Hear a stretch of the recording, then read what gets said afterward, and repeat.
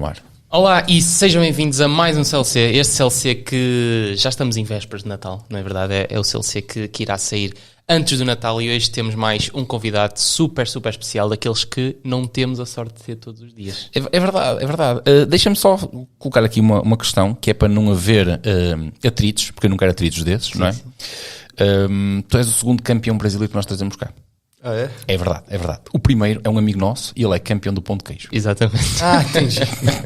Ok? Só para deixar isto bem claro, porque eu não quero chatear com o Cleiton. Nada contra, não é? Cleiton. São categorias muito distintas. Eu sei que ele vê, e deixa-me ficar isto bem claro. Cleiton, tu estás aqui e não sais daqui, está bem? Também poderia conhecer o Cleiton, tá por perto, pão de queijo é sempre Ele mora aqui ao lado, eu tenho que deixar isto bem ciente para que não haja dúvidas. O melhor pão de queijo que eu comi na minha vida. Legal. Eu achava que sabia o que era pão de queijo até ter um Cleiton na minha vida. É, o Cleiton é mineiro? Ou não? Não, A namorada. Ah, é o Cleiton português. Não, o Cleiton Não, é brasileiro, mas é de outra zona do Brasil. Ah, entendi. Sim. Ele é português. Não, ele é brasileiro, de Gema. A namorada dele é que é mineira, mas depois entendi. é um amigo que eles têm que é o mestre do pão de queijo. Entendi. Que acho que já foi profissional, ou seja, lá no Brasil, acho que já foi canal, não sei, não interessa. Eu sei que ele já viveu profissionalmente a fazer pão de queijo. E eu vou deixar uma dica: abram uma padaria a vender pão de queijo aqui em Portugal, para vocês ficam ricos. É, exato, porque eu já experimentei alguns do mercado e não tem Não, nada a ver, próximo nada do que a é ver. um verdadeiro pão de queijo no Nada Brasil, a ver. principalmente em Minas Gerais. Eu tenho certeza que vou gostar muito de ti. Eu só ainda não te passo já o contacto do Cleiton, porque se passar é pão de queijo a menos que eu vou comer. Provavelmente. Ora, sejam bem-vindos a mais um CLC. Rafael, estavas a dizer, temos um convidado. Temos um convidado então muito especial, como já perceberam, não é de Portugal, mas fala uma língua bem parecida à nossa, então Guilherme Miller. Exato. Guilherme Miller, atleta profissional da XCO brasileiro, Da equipa? da equipa Audax, uma marca que aqui em Portugal não tem muita expressão, não é? Mas Não. no Brasil é uma das principais. Vamos deixar isso para o CLC. Vamos deixar isso, Conta já todas as histórias para depois da intro. Portanto, vamos lá. Guilherme, segura-te, vamos para o CLC. Aqui.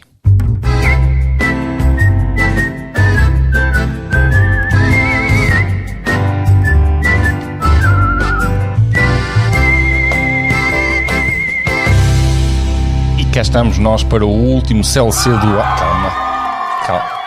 Calma, meninas, calma. Tu és comprometido, não és? Sim. Cuidado que estas tolas estão sempre aqui à porta do gabinete. Na minha cabeça elas existem, Sim. ok? Eu gosto pelo menos de imaginar aqui a voz. Ora bem, é mesmo. Nós tivemos a oportunidade de não há coisas, nada acontece por acaso, e eu encontrei aqui o Guilherme nas redes sociais através de um amigo que pelos vistos temos em comum, e eu pensei, está aqui a oportunidade perfeita de aprendermos mais um bocadinho, de sabermos mais um bocadinho, não é? Portanto, Guilherme, eu vou deixar que tu te apresentes, porque não há aqui ninguém melhor para te apresentar do que tu próprio. É um prazer estar aqui dividindo esse tempo com vocês. Para quem não me conhece, eu sou atleta profissional de mountain bike cross country e também sou atual campeão brasileiro de maratona na categoria elite no Brasil. Estou em Portugal por pouco mais de 2 meses para fazer o início da minha preparação, da minha pré-época, junto do meu treinador, que também recentemente se mudou a Portugal. E está sendo uma experiência muito bacana, muitas coisas novas que eu estou podendo aprender e desenvolver. É um universo novo em diversos sentidos e eu estou aproveitando ao máximo, então é um prazer dividir esse tempo com vocês e falar sobre bike, né? Sempre gosto. Sabes que eu hoje sinto-me verdadeiramente em casa, porque nós já fomos acusados de não perceber nada de estrada. Como é que é para aí? No Brasil não é estrada, no Brasil é... Estrada, sim. Também é estrada? Road. Road. Sim. Pronto. Para todos os efeitos é mentira, mas a minha paixão é a roda gorda, que é o BTT. Essa é aquela coisinha que mexe comigo.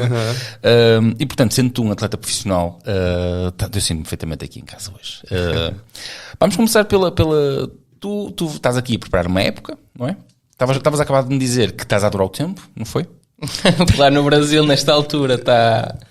Exato. Tá bom, não é? Sim, aqui... tá próximo dos 30 graus e aqui treinar ali próximo de 5, 10, tá sendo uma experiência bacana. E dias como hoje, não é? Que tu exato. vais sair de bicicleta e não saias do sítio porque o vento não te deixa, sair do sítio. Logo tu tu disseste-me que tens andado muito para a zona da Póvoa e assim. Sim, também. João, como vocês comentaram, nosso amigo em comum, tem me apresentado trilhos muito bacanas ali na região de Póvoa, Mindelo, Vila do Conde. Então, quando cheguei, não imaginei que a região tivesse esse potencial pro BTT, né, como vocês dizem, e tô aproveitando ao máximo. Os trilhos são realmente técnicos, acho que o período do ano deixa isso ainda mais técnico por conta das chuvas e do clima. Então está sendo uma excelente oportunidade para quando voltamos para a Europa, para as taças do mundo, estar um pouco mais habituados com o que são os circuitos mais exigentes e mais escorregadios e técnicos que a gente encontra no cenário do BTT hoje no mundo, né? Olha, tu tocas aí num ponto, vamos começar logo por isto a ferver. Tu tocas aí num ponto que me interessa logo. Como é que está o teu calendário para 2023? Ele ainda não está 100% decidido. A gente tem importantes compromissos no Brasil com as principais provas de cross-country válidas pelo ranking UCI. E também devemos fazer alguma prova aqui na Europa entre taças do mundo ou campeonato mundial. Isso ainda a gente deve decidir qual dessas provas que vão se encaixar melhor com o nosso calendário no Brasil, já que esse calendário no Brasil ainda não está 100% definido. Então, assim que ele estiver definido, a gente deve trilhar aí para que provas a gente deve vir para cá. Seria um gosto pessoal meu que eu pudesse vir para Andorra, né, que é uma região relativamente mais próxima aqui de vocês. E acho que seria interessante também. Esse ano eu tive na França e na Itália e a gente está sempre o máximo possível em contato com provas desse nível, que é importantíssimo para o meu desenvolvimento pessoal, para o desenvolvimento do esporte no Brasil. Então, é um nível de evento que a gente procura estar presente o máximo possível dentro do que é a realidade do esporte no Brasil. Tu vieste numa altura em Portugal, não só em Portugal, acho que é em todo lado, o cross-country está parado, não é? Mas, no entanto, está a decorrer o ciclocross. Sim. Que é algo que no Brasil não tem expressão, ou não existe não. Mesmo. Okay? Tiveste a oportunidade de acompanhar alguma prova de ciclocross que tenha havido? Porque eu sei, tu estás a acompanhar o João, não sei, eu sei, e sei que pelo menos uma prova, que foi esta última, tiveste a oportunidade de acompanhar a prova? Sim, Santo Tirso, eu tive a oportunidade de participar da prova. Era isso que eu depois não tinha percebido, se tu tinhas participado. Sim, ou não. Foi minha primeira experiência na modalidade, acompanho, gosto de apreciar o que é a modalidade. Mas foi muito interessante para eu poder vivenciar isso do lado de dentro da fita, assim, porque por mais que eu seja um atleta profissional do ciclismo, o que eu pude viver ali competindo uma prova de cyclocross é um mundo totalmente diferente do que eu poderia imaginar assistindo as competições dessa modalidade. Então, conversei com o João, até foi ele que possibilitou muitas coisas. Eu tenho uma bike de cyclocross no Brasil que eu uso pouco. Eu não tenho tantos lugares lá que são propícios para a prática do cyclocross. E eu acabei não trazendo essa bike para cá. Foi até um arrependimento meu. E daí meu sogro tem uma bike lá que é meio que uma gravel. Eu conversei com o João. A gente tem um patrocinador em comum aqui em Portugal que é a New Race, uma marca de roda. E esse patrocinador conseguiu viabilizar as rodas e o João me emprestou um par de pneus. E a gente ajustou a bike ali na medida do possível. Ele me deu algumas dicas ali em 2 treinos que a gente fez na semana da competição e foram 2 treinos e mais a prova, assim. Foi um choque de realidade, assim, que eu tive que sair totalmente ali da zona de conforto e pude aprender muito, assim, sabe? Embora seja uma modalidade que é relativamente bastante diferente do que é o BTT, mas eu posso aplicar muito das técnicas que eu aprendi ali nesses momentos em cima de uma bike de cyclocross para me desenvolver no BTT. Então, acho que esse é um dos pontos que mais eu vou levar para o Brasil, que mais vai valer a pena, que mais eu vou colher frutos dessa experiência nova. E agora eu tô ansioso. Tem mais duas etapas aí para fazer também esse final de semana, que são a 4ª e 5ª etapa da Taça Portugal, se eu não me engano, cyclocross. Então, eu tô animado. Daquilo que tens experimentado aqui, para já não conseguiste fazer provas, tensionas ou fazias ideia de fazer alguma prova da Taça de Portugal, de XCO? Eu já fiz uma prova aqui em Portugal, em Fundão, em 2018. Ok. Que, se eu não me engano, era uma Taça Portugal. Eu vim para cá para ficar... Eu fiz essa prova em Fundão, na sequência República Tcheca e Alemanha, das Taças do Mundo. Então, eu fiz essa prova em Fundão, que, se eu não me engano, era a Taça Portugal. E na sequência viajei para as Taças do Mundo. E também, ano passado, fiquei em quarentena aqui em Portugal. Foi a nossa... Em Lousada. Exato, a nossa Eu porta de ia entrada. questionar se tu tinhas pertencido a esse grupo que não pôde correr. Nós na altura, ouviu-se um zum de que haveria atletas brasileiros em estágio na Anadia. Na Anadia, que vocês ficaram, exatamente. E que iriam correr. E que iriam correr. E nós estávamos naquela... Será que vamos ter aqui esse nível aqui?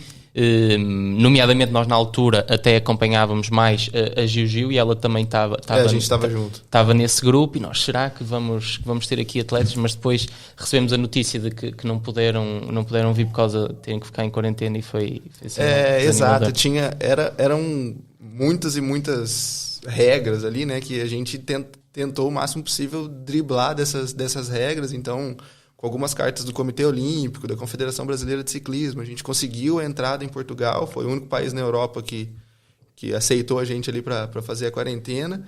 E existia uma regra dentro de Portugal que, se a gente fosse participar de uma competição, a gente poderia furar essa quarentena. Mas já estava sendo um momento de bastante estresse para nós. A gente estava nas últimas provas para classificatória das Olimpíadas. Então, a gente ia se expor a um risco desnecessário nas vésperas do que era a competição mais importante para a gente até então. Teria mais essa viagem, querendo ou não, mais o risco de estar exposto e, por azar, talvez contrair o vírus e não poder participar das provas que era o nosso objetivo. Então, a gente acabou ficando quieto no hotel e aceitou que tinha que ficar algumas horas ali em cima do rolo e fazer a nossa planilha de treino por ali mesmo.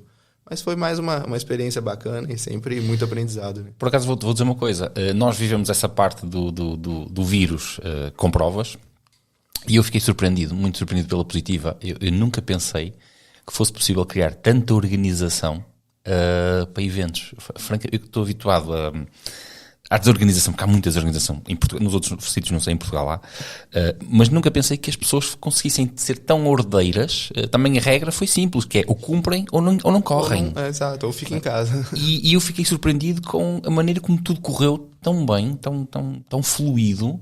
Foi mesmo muito... Aliás, há coisas que eu defendo que deviam ser mantidas. Francamente, há coisas que deviam ser mantidas, como, por exemplo, havia uma regra que nós tínhamos que era... Nós chamávamos do cordão de segurança, ou a bolha de segurança, era assim qualquer coisa. E tu tinhas que dar um visto para entrar para a prova. E eu acho que era importante ainda manter-se isso. Quanto mais não fosse para controle de quem é que está, quem é que não está. Quanto staff é que está, quanto staff é que não está. Porque isso, entretanto, desapareceu, voltou tudo dito ao normal. Sim. E essa parte apareceu. Mas foi uma pena, por acaso nós estávamos na expectativa de, olha, vem a equipa e nós queremos ver-vos correr, porque é sempre... Apesar de nós estarmos na Europa, e Portugal ainda está na Europa, não é? Estamos aqui afastados, mas nós não temos muito ciclismo internacional aqui a correr. E sempre que vêm atletas internacionais, e já tivemos a oportunidade de ver bons atletas, como Sérgio Montecon, Carlos Coloma, Vlad Ascalu, já vieram cá correr na altura dos ciclos olímpicos para recolher pontos.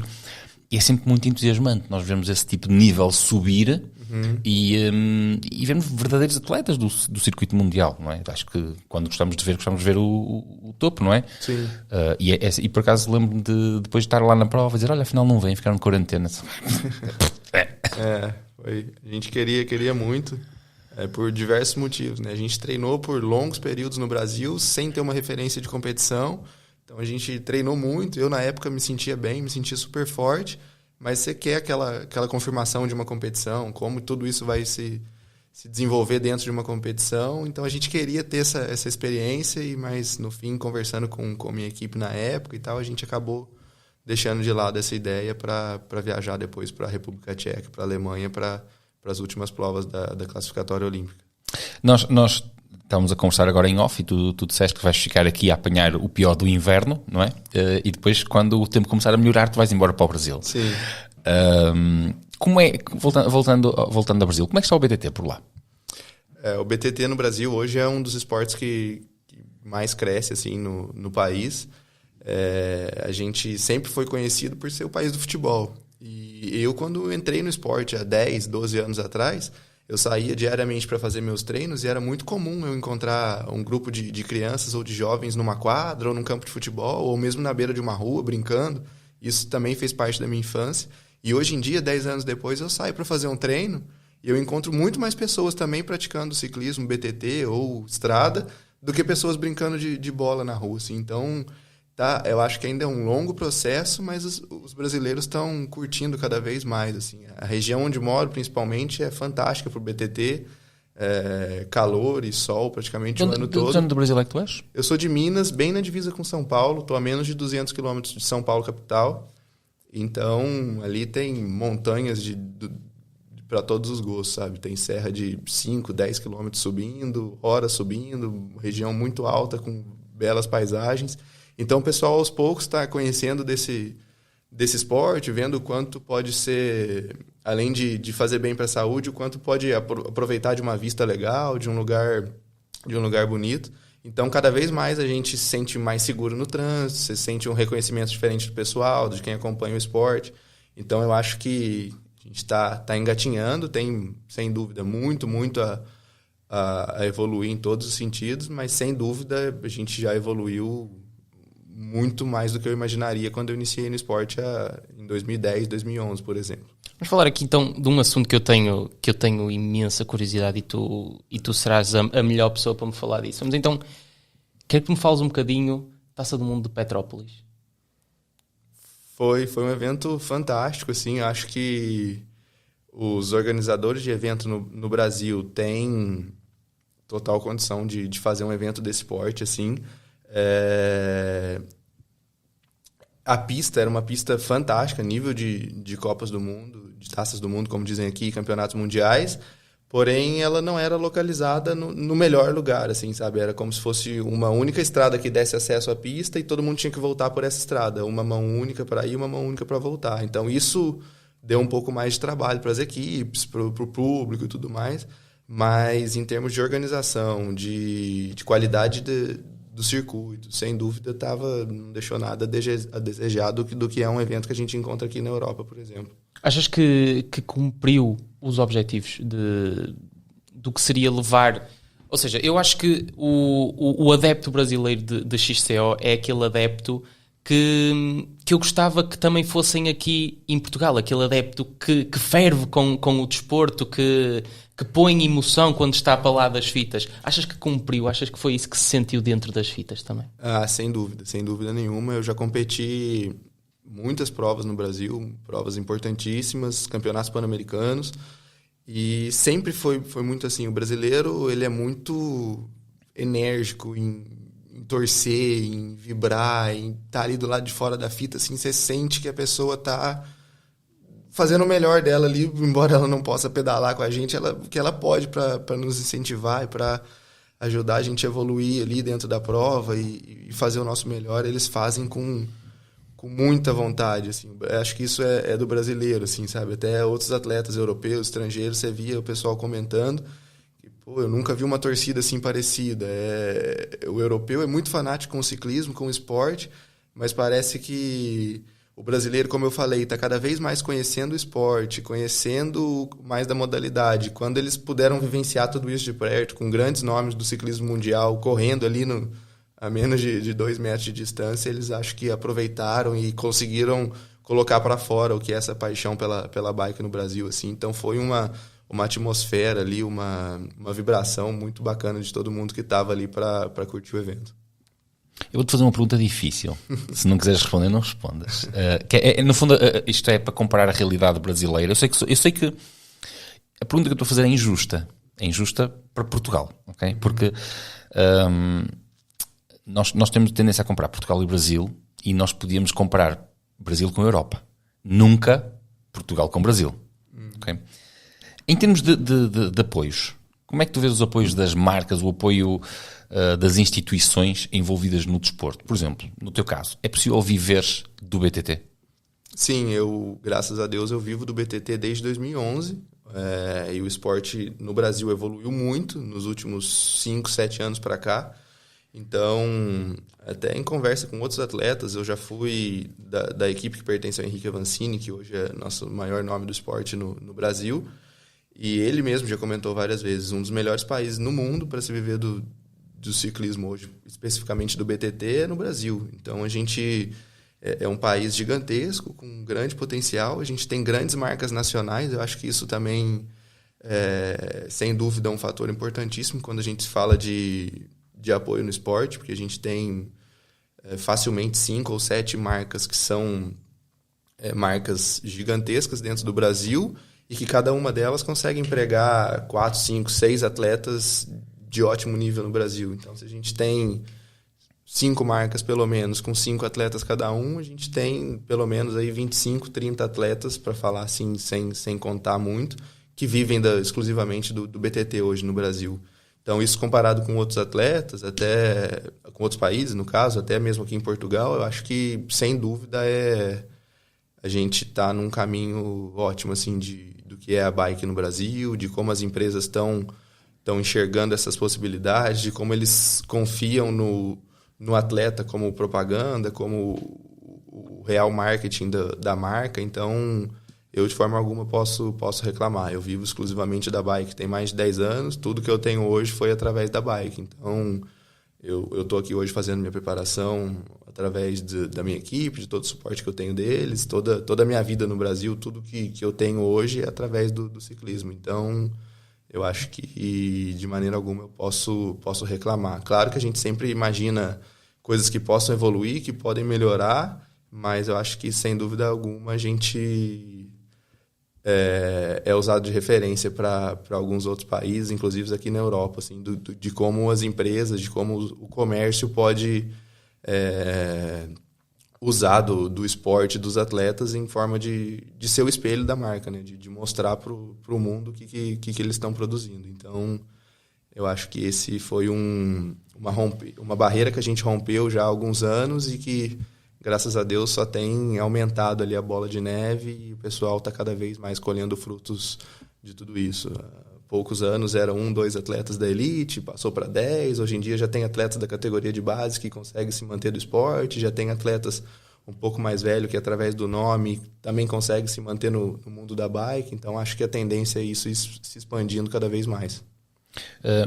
Pronto, eu disse no início que era injusta a comparação que eu estava a fazer, porque nós em Portugal somos 10 milhões de habitantes, 11 milhões de habitantes, e apesar de haver atletas que são profissionais em Portugal, se tu fores esmiuçar, tu percebes que eles não vivem, já deves ter conversado, Sim. Já percebes o que é que eu estou a dizer, não vivem da bicicleta, andam a recolher migalhas de tudo e mais alguma coisa, ou seja, muito, muito inseguro aquilo. Há uma outra coisa que eu lamento, é que a nível europeu e até mundial, Portugal é dos maiores produtores de material velocipédico do mundo. Ainda assim, nós limitamos-nos a ser uma espécie de China da Europa. Nós somos fazedores, não temos marcas, não é? E como não temos marcas, e aí eu dou todo o mérito, não às marcas que estão por trás das empresas brasileiras, mas ao empresário em si, que tem uma visão completamente diferente e que quer crescer e que quer ser grande e que talvez de hoje para amanhã quer sair porta fora do Brasil e não se limitar, ainda assim é um mercado completamente diferente, não é? E isso ajuda imenso a que atletas possam chegar ao teu nível, que possam levar a vida que tu levas de uma forma descansada, ou nesta marca ou naquela marca, mas sentes que consegues ter uma marca como apoio, não é? E não tens que andar a bater à porta de câmaras, de juntas, de pequenas empresas, de talhos, de isto, para pedir pequenas moedas que te permitam, tu tens que, pagam-te para correr uma marca, tu tens que pensar no teu treino, na tua condição física, ponto. Sim, não é? Exato. Outra forma, outra segurança. Isto é injusto porque, efetivamente, não é porque, por exemplo, se tu estudares o caso de Espanha, aqui ao lado, são 45 milhões de habitantes, sensivelmente, mas Espanha é um grande caso, na minha opinião, de sucesso, porque é um Brasil em ponto pequenino, não é? Tem muitas marcas, acho que todas as marcas espanholas, atualmente, ou quase todas, têm uma equipa, o CI, e estão a correr pelo melhor. Sim. Não é? E têm isso. E esse é o passo para nós termos nível. Porque se não pudermos pôr um atleta como tu estás, só a pensar em correr, nós não conseguimos ter nível. Exato. Não é? No fundo é isso que tu descreves. Foi o percurso que foi percorrido no Brasil, que permite hoje vocês serem já uma referência, ainda muito... digamos, o Henrique Avancini foi a ponta de lança, quiçá, dessa mudança, não é? E abre a porta àqueles que... Ele foi um pioneiro e abre a porta àqueles que vêm atrás e que sejam muitos, não é? Porque, Exato. No fundo é por aí. Que diferenças é que tu tiras, principalmente, ou seja, que é que tu levas, se tu, em janeiro, quando voltares para correr em casa, que experiências é que tu tiraste daqui? Tirando o tempo que adoraste a meteorologia. Eu acho que é um fator interessante, assim, eu falando como a minha experiência, a gente não tem longos períodos de chuva no Brasil, muito menos de frio, assim. Tem alguns momentos do ano que onde eu moro, eu fico ali próximo de 10 graus, 8 graus, mas isso dura 2, 3, não passa de uma semana nessas condições. 2, 3 dias? 2, 3 dias, exato. Aqui é quase, aqui são 2, 3 meses. Exato, então. E às vezes, a gente está acostumado com aquele sol, aquele calor e tal, e às vezes tá chovendo, você fala, nossa, tô com uma preguiça de sair na chuva. Não pelo fato de sair na chuva em si, pelo fato das tarefas que isso gera. Eu chego em casa, eu tenho um monte de roupa depois para tirar o barro, tenho minha bike, tenho que levar no meu mecânico para fazer a manutenção e tal. E depois eu cheguei aqui, nas minhas primeiros 15 dias de treino, eu não treinei um dia sem sair de casa com chuva e voltar de casa com chuva. Todo dia eu tinha que lavar roupa, fazer revisão na bicicleta, fazer tudo. Falei, cara, eu tô no Brasil, eu tô reclamando de barriga cheia. Agora eu nunca mais reclamo quando eu voltar pro Brasil e tiver que treinar na chuva. Porque isso mudou muito, assim. Então, sem contar que no Brasil tá chovendo do mesmo jeito quase que eu saio para treinar no sol, eu saio na chuva, porque só tá chovendo, não tá frio, não tem vento, não tem nada além disso. Então, eu acho que isso fez eu enxergar, até dar valor, assim, no que a gente tem lá como condições, assim, pro treino. Então, sem nenhuma dúvida, eu acho que o dia que estiver chovendo vai ser mais um dia super normal na minha agenda, na minha programação, porque isso aqui me ensinou muito isso, sabe? A gente brinca, né? Não existe dia de sol, dia de chuva, existe dia de treino. Então, se tiver seguro, não tiver risco para segurança, sobe na bike, cumpre com o treino, porque eu, pessoalmente, me sinto muito mais aliviado, muito mais feliz depois de ter feito um excelente treino na chuva do que se eu tivesse ficado em casa e estar com a sensação de que eu não cumpri com a meta do dia. Então, acho que esse é um ponto que vai me fazer dar muito mais valor nas condições que eu tenho no Brasil. E também, eu acho que toda essa vivência de terreno molhado, de raízes super escorregadias e tudo mais, eu acho que isso pode me ajudar a ficar um pouco mais confortável em provas no Brasil nessas condições. Não são muitas. Quando são, geralmente eu tenho uma certa facilidade em desempenhar bem nessas condições, e eu acho que essa vivência aqui, esses dias que eu tô passando aqui nessas condições, eu acho que vai me deixar ainda mais familiarizado e confortável para competir em situações parecidas do que são o terreno aqui. Eu lembro que em alguns momentos nos anos anteriores, quando às vezes eu conversava com o meu treinador, fazia um treino pela manhã e logo depois do almoço chovia. Como no Brasil tem épocas de chuva e tal, mas o sol é muito quente, às vezes chove uma manhã inteira, você vai treinar no final da tarde já tem poeira no chão de novo, assim, absorve muito rápido.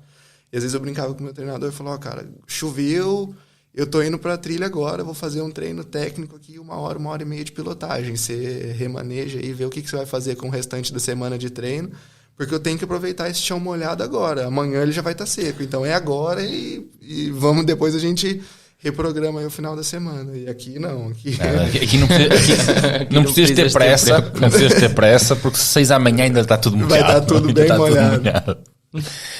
Em termos de percurso, também é uma curiosidade. Eu sigo alguns youtubers brasileiros, ao pessoal que vai fazer algum trabalho, e é uma coisa que eu vejo sempre. Eu nunca vejo trilhos, aquilo que nós chamamos aqui técnicos, e que tu agora se calhar já estás mais familiarizado com aquilo que... Falando técnico aqui no norte é uma coisa, falando técnico no sul é outra coisa completamente diferente. Tu aqui tens muita pedra, tens muita raiz, descidas com muita descidas curtas, mas muito inclinadas, não é? Muito parecido, ou seja, uma voltinha de 20 km aqui, 30 km que tu vais passear, é quase uma prova de XCO no que diz respeito à parte técnica, toda a extensão. E no Brasil, pelo menos as pessoas que eu sigo, eu vejo estradões. Exato. Ou então single tracks, mas eu não vejo um único drop, não vejo pedra, é só terra batida. Uhum. Isso corresponde à realidade da zona onde tu moras, ou não é? Ou eu ando a seguir as pessoas erradas? Na verdade, isso é algo que a gente tenta mudar na cabeça das pessoas. Então, você pega uma prova no Brasil hoje que eles chamam de maratona, A maratona no Brasil, pelo menos há alguns anos atrás, era uma estrada que qualquer carro poderia transitar por 60, 80, 100 quilômetros, e isso é a maratona. Uma maratona aqui na Europa, não, como você falou, ela é quase que um cross-country, só que sem dar voltas. Você está em trechos técnicos, drops, saltos, realmente fazendo o que é o mountain bike. E no Brasil, quando você colocava uma trilha numa prova de maratona ou uma prova de cross-country com um pouco mais de técnica, ninguém queria participar, porque é perigoso, tem chance de uma queda e tudo mais. E isso tem melhorado muito com as clínicas de pilotagem do Brasil, porque o pessoal às vezes sabia só subir na bike e fazer força, não sabia um posicionamento, não sabia uma técnica de frenagem. Peraí, faz-me aqui uma pausa. Explica-me o que é uma clínica de pilotagem. Uma clínica de pilotagem, para nós lá no Brasil, eu já tive a oportunidade de fazer algumas, infelizmente menos do que eu gostaria, porque, como você comentou já, eu tenho meus compromissos, tenho meu descanso, tenho minha agenda de competições, mas a gente basicamente tira um tempo com um grupo de pessoas para ensinar os fundamentos do mountain bike. Então a gente vai ensinar posicionamento em curva, frenagem, posicionamento num drop, o que é um salto, o que é um trecho de raiz, como você deve se comportar na bike. A pessoa sabendo esses fundamentos, ele não vai ser nenhum expert no assunto, mas ele vai poder transitar por um trilho razoavelmente técnico com o mínimo de segurança. Coisa que não tinha antes, e a galera entrava caía, quebrava um braço. Deu outro, eu não vou lá porque o cara se machucou e eu não quero passar por isso. Amanhã eu tenho que trabalhar. Então, aos poucos, com o pessoal se sentindo mais confortável, vendo uma seção de pedras, de raiz, e sabendo como se comportar em cima da bike para passar isso com segurança, isso tem melhorado. Então, hoje em dia, você pega uma maratona de 50, 60 quilômetros, que às vezes já tem uma trilhazinha, 2, 3 trilhas ali de 1, 2 quilômetros dentro dessa prova. O que para nós no Brasil já é muito comparado a 5 anos atrás, que eram estradas de 10 metros de largura que qualquer pessoa andava. Você podia, se soubesse equilibrar na bicicleta e tivesse o mínimo de condição para subir os morros, você ia andar o percurso inteiro. Não era o que é o mountain bike. Assim, hoje em dia a gente tem rodas 29, suspensões muito tecnológicas, enfim, uma bike super capaz que era usada no mínimo do estradão que você pode fazer com uma bike de gravel, por exemplo, sem nenhum problema. E agora o pessoal já está aceitando isso melhor, já tem mais público para as provas de cross-country. O que acontecia também alguns anos atrás é que tinha muito mais prova de maratona com estradões e menos prova de cross-country, porque quando o organizador fazia uma prova de cross-country, ele colocava 50, 100 bikes. Uma prova de maratona no Brasil bem organizada coloca 1.000, 2.000 bikes. Então, para movimentar o mercado dos patrocinadores, tinha muito mais prova de maratona do que de cross-country. Então, isso hoje está mudando. O peso já é 50-50. As provas de maratona, na grande maioria, já tem trilhos técnicos no percurso. Então, isso vem mudando muito. Eu acho que também essa crescente do esporte no Brasil, o pessoal entendendo um pouco mais do que é o mountain bike, a galera é uma bike para transpor obstáculos, é uma bike que é capaz de saltar, é uma bike que é capaz de passar raízes, pedras, andar em lugares técnicos. E quando a pessoa sabe fazer isso, não sei o quanto vocês pedalam, já falaram que vocês pedalam, é muito mais divertido, é muito mais engraçado e legal do que você andar simplesmente no estradão, só fazendo força, que é como se você estivesse numa bike de estrada, só que num chão de terra. Era isso que era o mountain bike no Brasil quando eu comecei, em 2010, por exemplo. Então, a gente está num processo de evolução e que o pessoal já está entendendo melhor. Na minha primeira oportunidade de vir para a Europa, em 2015, eu fui em 2014 para Mont-Saint-Anne, no Canadá. Em 2015, eu vim para a Alemanha e República Tcheca. Eu já sempre tive facilidade com trechos técnicos, já tinha uma certa vivência do esporte. E eu cheguei aqui, olhei essas pistas, falei, caraca, galera, no Brasil, às vezes você faz uma prova de cross-country que não tem nem metade do que é isso aqui de técnica, a galera já acha um absurdo quando você chega aqui. Então, esse foi um paradigma que a gente lutou muito assim, para quebrar no Brasil, sabe? Isso é uma prova de cross, isso é uma prova de maratona. As provas de maratona na Europa dificilmente pega longos trechos de estradão, é sempre por trilhos, lugares técnicos e tal, e agora aos poucos as pessoas estão entendendo isso e estão se sentindo capazes de transpor esses obstáculos. Você pegar a categoria de base hoje no Brasil, a gente tem atletas de categoria juvenil, infanto-juvenil, que já sabem dominar uma bike num duplo de 5, 6 metros de distância um do outro. Coisa que, quando eu comecei, a galera da minha época não imaginava que uma bike de BTT poderia fazer isso, entendeu? Então, a base já vem vindo muito desenvolvida. Então, eu acredito que cada vez mais as próximas gerações vão estar muito mais desenvolvidas nesse ponto de pilotagem, de técnica, de fluidez com o equipamento, e não só na parte física.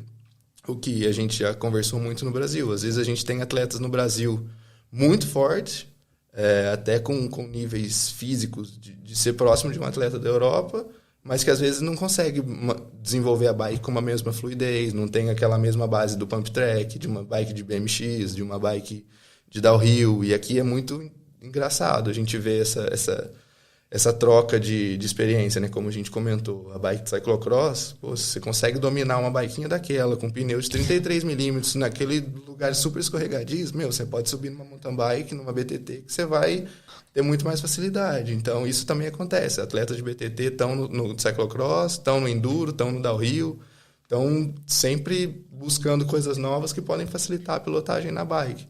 Eu acho que o brasileiro demorou um pouco mais para entender isso, mas eu acho que a tendência é cada vez mais agora o pessoal aceitar esse desafio de um terreno mais técnico, enfim, e tá cada vez mais próximo do que realmente é o mountain bike. Aquilo que nós temos visto, vamos seguindo alguns atletas internacionais, até mesmo atletas nacionais, aquilo que nós vemos é que as pistas estão tão técnicas, as pistas de cross estão tão técnicas, que as equipas estão a procurar atletas ex-atletas de downhill para dar formação aos atletas de cross sobre como abordar os obstáculos, porque as curvas valem segundos, não é? Exato. Valem segundos nas curvas e valem segundos nas retas, porque aquilo que tu vais poupar energeticamente a fazer uma curva, depois vais ter para acelerar na reta. Se perderes energia na curva porque travaste, vais ter que arrancar, perdes um segundo naquela curva, um segundo na curva a seguir. Então aquilo que nós vemos é efetivamente ex-pilotos de downhill a integrarem as equipas de cross e a dar formação aos atletas, às femininas e até aos masculinos, porque efetivamente as pistas estão tão duras e técnicas. Sim, exato. Isso é muito comum. Isso está acontecendo até aos poucos no Brasil, com alguns atletas, algumas equipes que têm essas condições. Tem algumas equipes no Brasil que os dirigentes são pessoas que já vieram do BTT alguns anos anteriores, que também ajudam encurtar esse caminho, mas realmente aqui na Europa você pega grandes times, a Pauline Ferrand-Prévot, por exemplo, é campeã mundial e tem uma atleta que pilota melhor do que muito homem por aí, passando para ela qual linha ela deve fazer.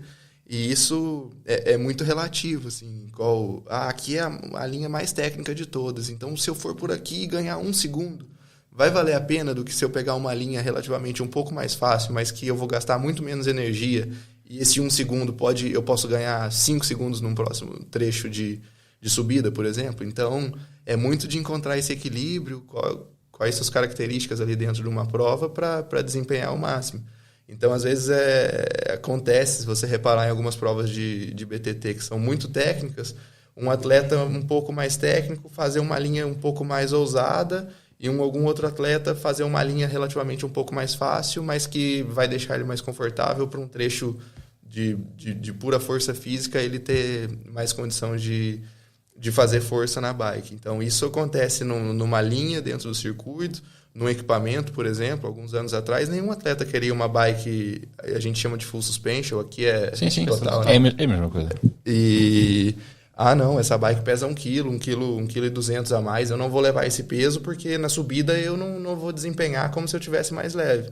Mas a energia que você gasta num trecho técnico, numa descida, num downhill, vai fazer você ser mais rápido na subida porque você vai estar com energia sobrando. Isso mesma coisa num pneu mais largo, num dropper, num canote retrátil. Então são coisas que o esporte vai evoluindo e consequentemente vai chegando nos instrutores de pilotagem, na análise de linhas dentro do circuito. É muito comum a gente ver atletas caminhando a pé, né? Era mais comum no downhill, hoje em dia no BTT, no cross country já tem isso. Sim, já se fala muito o chamado track walk, é quase obrigatório. Exato, para coisas que às vezes você vem com a bike numa velocidade maior e acaba deixando passar despercebido do que quando você está andando a pé, por exemplo. Então isso é interessante. Assim. Mas lá já estamos a ir buscar técnicas que eram exclusivas do downhill, que era obrigatório fazer aquilo muito técnico, o percurso, Sim. e estamos a trazer isso para o XCO, porque o XCO também tornou-se, eu não vou dizer absurdamente técnico, que há quem o faça, mas que começa a ser muito exclusivo. Sim. Não é? Tu chegas a uma taça do mundo, ou és técnica, já não é só pernas, não é? Exato, tá ou bom. és tecnicamente bom, ou então és excluído logo ali à partida, porque ires por uma linha B pode custar Muito 5 tempo. segundos, e 5 segundos tu andas lá, e buscar 5 segundos, minha nossa. 5 Não. segundos em um start loop de taças do mundo são 15 posições, pelo menos. 20 posições. É É absurdo. uma coisa de louco, a disputa por espaço ali, por posições. Então, qualquer detalhe conta muito. É verdade. Aqui atrasado, por acaso, estava numa formação de ciclismo e deram um exemplo de uma prova. Eu já não me recordo onde é que foi, mas acho que foi na Alemanha. No arranque, nos primeiros 2 minutos, os últimos já não tinham qualquer hipótese. Não. A cronometrar, os últimos já não tinham qualquer Sim. hipótese. Já toda a gente a pé, os da frente já tinham passado. Aqui, o que eu estava a ver ainda era o Nino na frente, obviamente. Ainda corria quem? Ainda estava aqui a ver. Mas aquilo já tinha uns anos. Que estávamos a analisar, tínhamos que analisar aquilo e efetivamente estamos a falar da primeira volta. Sim, eu já tive experiência própria de largar, inclusive em circuito de Albstadt, na Alemanha, no start loop, que a pista é mais curta do que... A volta é mais curta do que a pista toda, e eu chegar a passar no pórtico fechando o start loop com 1 minuto e 40 de atraso do líder. No start loop. E na volta completa, em condições mais normais, mesmo com um pouco mais de trânsito, mas você já conseguia andar relativamente bem dentro da pista, você toma em torno de 30, 40 segundos de uma volta do líder. Então, você coloca em 6 voltas, você vai tomar 3 minutos do líder no normal, mas daí você já tem que acrescentar no mínimo mais 2 minutos ali que você perdeu no empurra bike, no sobe e desce, no trânsito. É difícil, assim. Às vezes tem atletas que numa prova, por não ter largado bem, é um top 30, um top 40, que às vezes 1 ou 2 semanas depois se consegue encontrar o caminho ali no start loop, podem disputar um pódio ou até uma vitória numa etapa de Copa do Mundo. Assim. São muitos fatores ali que podem tirar totalmente a chance de pódio de um atleta de Copa do Mundo, Mundial. Então, por isso que uma boa largada, um start loop bem feito é mais do que meio caminho andado para estar no pódio de uma Copa do Mundo. Os teus objetivos passam por onde? Nas largadas? Em cada corrida. Corres para ganhar.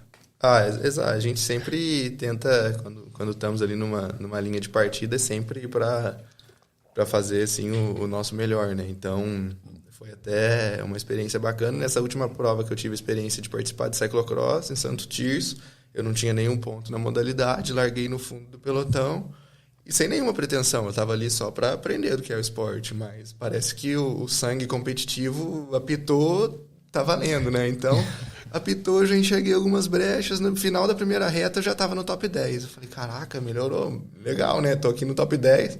Vou ver quanto tempo eu consigo ficar no top 10. E passa um, passa outro.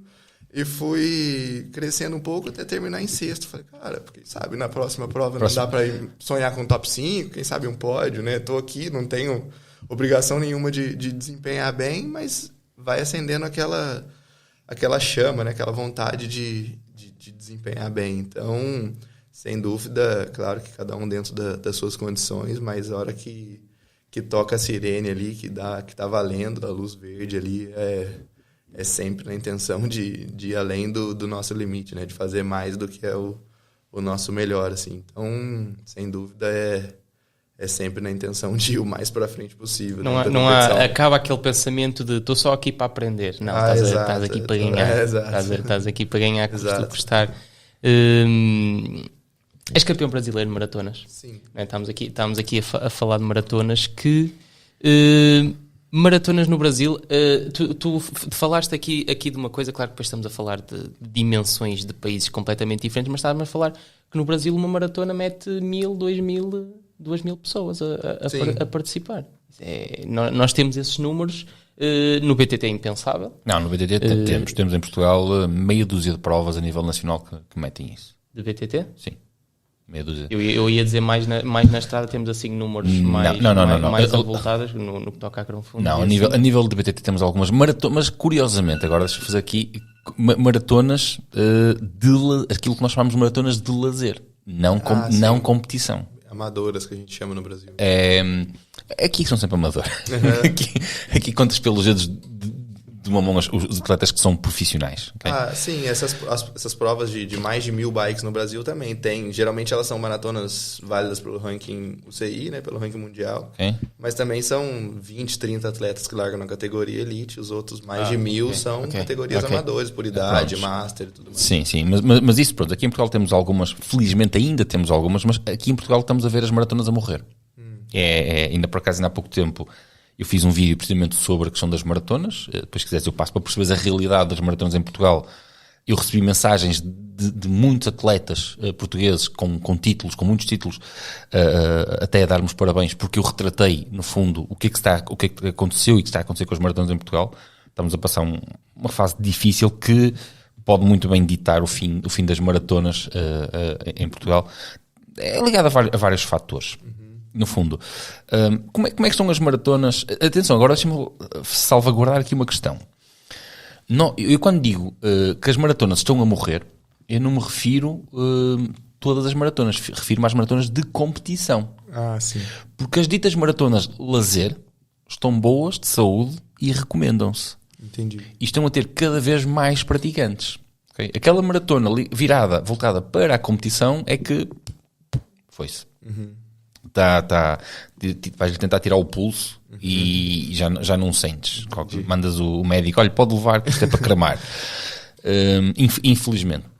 Como é que estão essas de competição no Brasil? Ainda estão de saudáveis? Sim.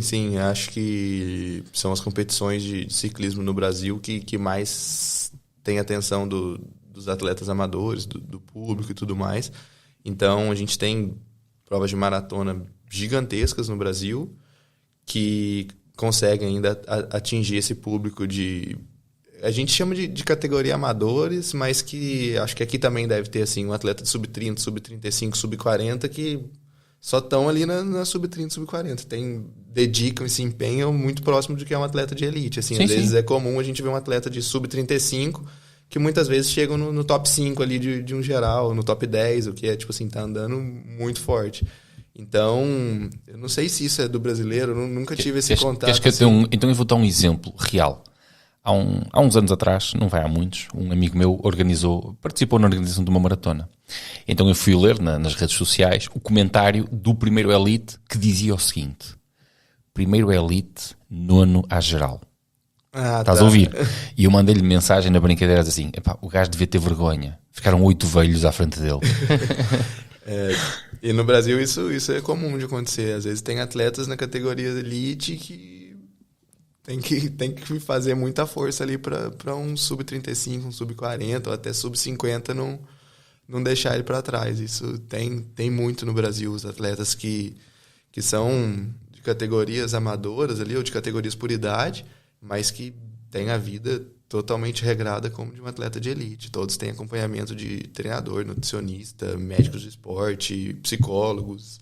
Isso é comum no Brasil. Assim, o nível tem cada vez, como eu estava comentando, não sei se isso é do brasileiro ou não, mas o pessoal por lá são muito competitivos. Eles raramente têm vou ali para curtir e tudo mais. Como você falou, apareceu a luz verde, cada um quer fazer o seu melhor, sem dúvida. Não, aqui há muito, aqui também há muito. Quer nesta speed, há pouco eu queria dizer speed. Utiliza-se muito o termo no Brasil quando se quer referir à bicicleta de estrada. Speed. Exato. Pronto, utiliza-se muito esse termo. Mas aqui em Portugal, a nível há muito isso. Aliás, chega a ver, mas isso de certeza absoluta. Os atletas, os masters, nós aqui chamamos os masters, quando tens mais de 30 anos, preparam-se melhor do que a maioria dos elites. Também eu acho que é porque têm uma vida mais estabilizada, o trabalho estabilizado, a parte familiar está estabilizada e, portanto, têm o tempo e o dinheiro para se preparar. E preparam-se bem, fazem-se acompanhar bem, preparam-se bem, têm boas bicicletas, têm dinheiro para as comprar, têm dinheiro para patrocinar, para eles, na maior parte dos casos, são os autopatrocinadores. Têm treinador, têm nutricionista, fazem-se reunir ali de tudo. E, portanto, nesse aspecto, para o bom e para o mau, eles são muito competitivos. Okay? Falo para o bom e para o mau, porque quando calha de haver a ADOP, sabes o que é a ADOP? A ADOP é o controle do doping em Portugal. O antidoping. Okay? Podemos falar da UADA, aqui quando é isso também às vezes, entendi. Pum, não é? Porque eles andam muito, não é? Andam muito, pronto, infelizmente, mas isto é uma praga mundial. Sim, isto infelizmente não é... no Brasil, agora que eles começaram também a se preocupar mais com as categorias Masters ali, como você falou, às vezes amadoras, é impressionante, assim, tem muitos atletas que, infelizmente, é um lado feio do esporte, assim, e acredito que é um dos maiores motivos de não ter equipes de speed, de estrada grandes no Brasil. Já tiveram equipes grandes, continentais, UCI, que de 10 integrantes da equipe, 7, 8, 9 caíam no exame de doping, e muitas dessas equipes tinham empresas de fora do ramo da bike, como empresa de banco, ou um supermercado muito grande, por exemplo, que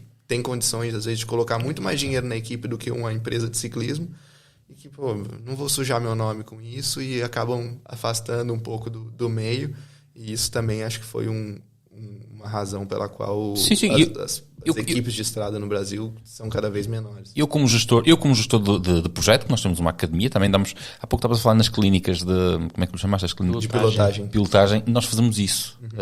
Ou seja, nós chamamos isso aulas. Nós damos aulas a adultos, a maiores de 18, precisamente para fazer isso. Mas eu, como gestor de projeto, também sinto essa dificuldade, porque sempre que nós, este ano tivemos novamente um escândalo de doping em Portugal, não sei se acompanhaste isso. No ciclismo profissional. No ciclismo profissional. Eu acompanhei. Sim, tivemos novamente um escândalo, tipo 10 ou 15 anos depois de outro, e parece que é uns atrás dos outros. E, efetivamente, esse é um dos problemas, porque quando vais procurar patrocínios, e tu precisas de patrocínios, exato, não é?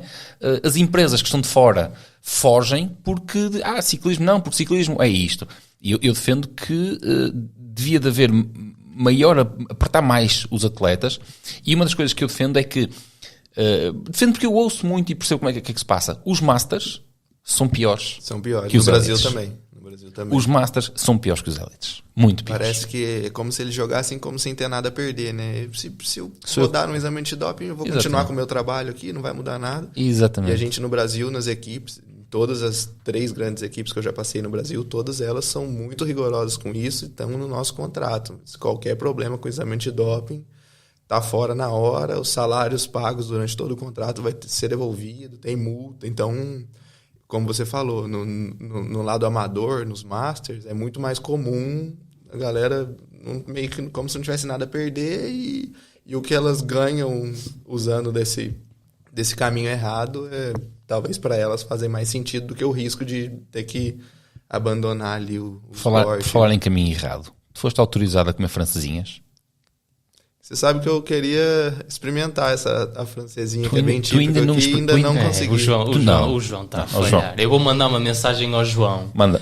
A dizer, João, isto não pode ser assim. Tens que representar o país, não. João. Eu conversei e falei, João, a francesinha aqui é muito boa. Ele, é bem famosa, não me agrada muito. Bacalhau me agrada mais. Falei, então eu vou experimentar de tudo para eu ter minha própria opinião. Cancela o vídeo que fizemos com o João. Não, eu vou apagar tudo o que tivemos associado ao João. Não faz qualquer sentido. Não, João. João. Queres ver, Guilherme, queres ver aqui? Rafael, e se fôssemos com o Guilherme a comer uma francesinha para a semana? Eu agora estou de dieta, também. O Rafael está a fazer um projeto próprio. Posso adiantar só um bocadinho? De dar um cheirinho. O Rafael está em corte absoluto. Não, mas ele está a ser acompanhado, está tudo direitinho. Depois em off ele explica, ele está em corte absoluto por causa de um desafio que nós temos para o ano. E ele está-se a preparar primeiro que eu. Não, mas depois em off até te recomendo uns restaurantes, porque não podes ir embora daqui sem comer uma francesinha. É um dos meus maiores gostos quando estou fora do Brasil ou da minha região. Quero a culinária local. Meu maior gosto é... Vamos fazer assim, vamos combinar uma coisa. E agora nós na semana de Natal não vamos estar cá. Em janeiro, no início de janeiro, antes de ir embora, combinamos, vamos jantar ou almoçar o que tu preferes, o que te dê mais jeito, ok? Sim, para mim. E eu levo-te a um sítio porreiro para comeres uma boa francesinha. Então, recomendado por mim. Tá combinado. Vamos Okay? combinar. Eu só não te digo para comeres uma francesinha na Póvoa, porque na Póvoa, basicamente na Póvoa funciona assim. Mas em Vila de Conde tem um... Dizem, tem sim senhor. Eles dizem que foram eles que inventaram a francesinha. Tá. É mentira. Eu digo isto aqui, pessoal. E depois eles chamam, como é que é? Francesinha ao cachorro. E aquilo faz-me ali uma confusão. É quase como se tu dissesses que uma vaca é um burro. Entendi. Não é? Foste ao sítio aquilo é uma vaca. Não, mas nós aqui chamamos burro à vaca. Oh, amigo, mas aquilo é uma vaca. São umas brincadeiras que eu tenho da Póvoa. Mas isto, o que é que provaste da gastronomia aqui, então? Tenho experimentado algumas coisas como o pastel de nata. A gente não tem lá, a não ser que seja alguma padaria portuguesa.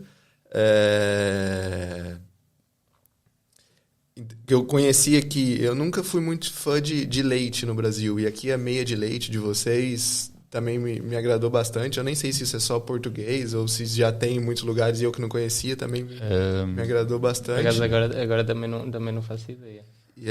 Boa pergunta. A confeitaria aqui de forma geral. Eu no Brasil, geralmente, quando estou me aproximando de uma competição mais importante ou no meio da temporada, geralmente eu não como farinha branca, glúten e tudo mais. Até por recomendação da minha nutricionista, falou, cara, vai lá mais tranquilo, a farinha de lá é de melhor qualidade do que a nossa farinha branca daqui. E como eu não como nunca, hoje, como eu comentei, fui deixar ali minha esposa no shopping, comi uma meia de leite com uma torrada com manteiga, que é algo assim muito simples, mas parece que a qualidade do pão e tudo mais, aquilo para mim, já ganhei o dia, sabe? Valeu a pena ter treinado na chuva pela manhã e poder comer um pão com manteiga local aqui que me agrada. Em janeiro, se não for, mas vamos tentar arranjar um dia em janeiro. Vamos, com certeza. Eu vou agarrar em ti. Okay? O dia inteiro. Arranja um dia que não treines. Gastronómico. E pá, vais sair comigo. Porque isto, efetivamente, falar em comida e meter o João ao barulho não está com nada. Não, eu pensei que o João estava, já tinha um roteiro, já o tinha levado a sítios em condições, seja de bicicleta, seja... Até podemos sair de bicicleta. Okay? Até podemos sair de bicicleta ou como quiseres. Mas se calhar levar-te a dar uma volta pelo Porto de bicicleta, acho que é incrível e tu ficas a ver ali umas coisas e leva-te ali uns spots gastronómicos. Tem que provar. Como os cachorrinhos da batalha e tudo mais. Hã? Agora não te safas. É para comer. Treinar é com ele, comer é comigo. Então, treina pela manhã e depois tem um dia para... Rafael, mais alguma questão? Não, acho que está muito bom. Com jeitinho ainda aparece então outra vez aqui no canal, não é? Sim, eu gostava de trazer. Porque assim, nós... havia tanta conversa para ter, tanto para explorar. Pelo menos o vídeo da tua bicicleta eu adorava fazer. Sim, eu vou conseguir autorização com a empresa no Brasil. Ainda, como eu comentei, ainda é um protótipo. Ela apareceu pouco em alguns vídeos e tudo mais. Eu já testei ela já no início do ano. A gente passou por algumas conversas. Esse é um fator diferente também do Brasil, para a gente ter contato direto com a fábrica. A gente consegue falar com os engenheiros e passar algumas impressões. E agora eu estou com a bike de novo. E seria um prazer, se tudo der certo, aí poder apresentar essa bike para vocês e o pessoal conhecer um pouco mais. Quem sabe daqui a alguns anos não podemos ter Audax aqui em Portugal ou em toda a Europa. Pronto. Gente boa. Fiquem por aí à espera de um novo vídeo aqui com o Guilherme. Quanto mais não seja Guilherme, o tour gastronómico pelo Porto. e se calhar falamos da bicicleta dele nessa altura. É verdade. Vamos agora em off marcar então o dia para já ficar... tudo agendado e contem em ver aqui o Guilherme de novo no canal, mas desta vez nós com outra vestimenta, o Guilherme com outra vestimenta e a encher o bandulho que nessa altura já posso. Em janeiro já podes. Em janeiro já posso. Caralho, então vamos à francesinha. Então vamos. Em janeiro. Janeiro vai ficar bom para todo mundo. Guilherme, queres deixar alguma mensagem aqui para quem nos vê em Portugal, no Brasil? Queres deixar alguma mensagem? Eu queria deixar mais um agradecimento. Foi, como eu comentei, minha primeira prova de ciclocross em Santo Tirso. Eu escutei muitas vezes o meu nome, recebi um carinho enorme aqui dos portugueses e espero voltar mais vezes e poder cada vez mais experimentar o que o país tem para oferecer aí. Então, meu muito obrigado a todo mundo pelo carinho e foi um prazer dividir esse tempo com vocês. Prazer é tudo nosso. Malta, bom Natal a todos. Espero que as vossas festas corram todas pela melhor. Da nossa parte, desejamos as melhores festas possíveis e um abraço a todos.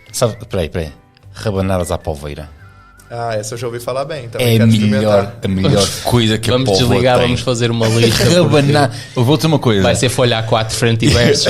Eu aprendi a fazer rabanadas à polveira. Ah, é? Epá, eu passo-te a receita. É qualquer coisa. Gente, bom Natal. Lembrei-me das Natal rabanadas, tinha que passar esta. Nós fomos. Voltamos para o ano.